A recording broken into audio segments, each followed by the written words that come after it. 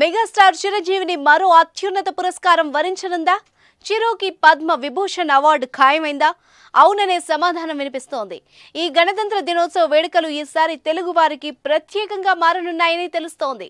గత కొద్ది రోజులుగా ప్రచారం జరుగుతున్నట్టే చిరంజీవికి పద్మ విభూషణ్ అవార్డును కేంద్ర ప్రభుత్వం ప్రకటించనున్నట్టు సమాచారం. ఢిల్లీ వర్గాలు మెగాస్టార్ కి పద్మ విభూషణ్ అవార్డు పక్కా అని లీకులు ఇవ్వడంతో అభిమానుల ఆనందంతో ఆ క్షణాల కోసం ఎదురు చూస్తున్నారు. గజం కేవలం 4,500 రూపాయలతో 165 గజాల భూమి కేవలం 8 లక్షలు మాత్రమే. చిరంజీవి పద్మ విభూషణ్ అవార్డుపై రిపబ్లిక్ డే రోజు అఫీషియల్ అనౌన్స్మెంట్ రానున్నట్టు వార్తలొస్తున్నాయి.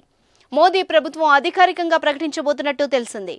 ఈ ఏడాది పద్మ అవార్డ్స్ లిస్టులో చిరంజీవి పేరు ప్రముఖంగా ఉన్నట్టు తెలుస్తోంది.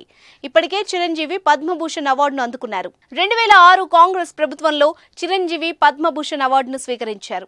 మళ్లీ 18 ఏళ్ల తర్వాత బీజేపీ ప్రభుత్వం ఆయన్ని పద్మ విభూషణ్తో సత్కరించే అవకాశం ఉంది. కోవిడ్ సమయంలో సినీ కార్మికులతో పాటు సామాన్యులను ఆదుకునేందుకు చిరంజీవి చేసిన సేవల్ని గుర్తించి మోదీ ప్రభుత్వం మెగాస్టార్ను పద్మ విభూషణ్తో సత్కరించనున్నట్టు ప్రచారం జరుగుతోంది. లాక్డౌన్ టైంలో ఉపాధి కోల్పోయిన సినీ కార్మికులకు నిత్యావసరాలు అందజేశారు చిరంజీవి.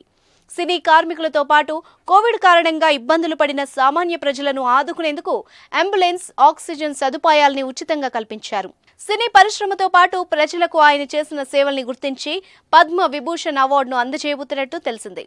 తమ అభిమాన నటుడికి అత్యున్నత పురస్కారం లభిస్తుందని తెలియడంతో అభిమానులు సంబరాలకు సిద్ధమయ్యారు.